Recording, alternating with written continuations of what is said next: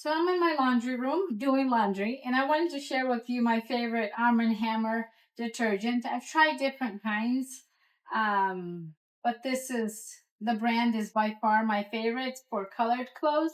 Sometimes when I run out from like the white detergent that I use, I would use this on whites, just add a little bit of bleach and oxy, and I'm all set.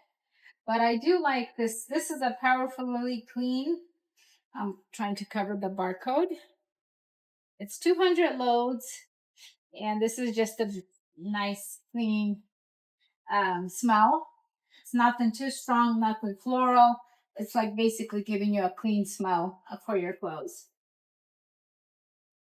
So I take the cup that's provided. So you can pour from here, or you can pour it from this nice spout. I'm doing a small load, so I'm gonna just fill it up to 2. It cleans really well, gets rid of everyday dirt odors, and leaves clothes smelling fresh.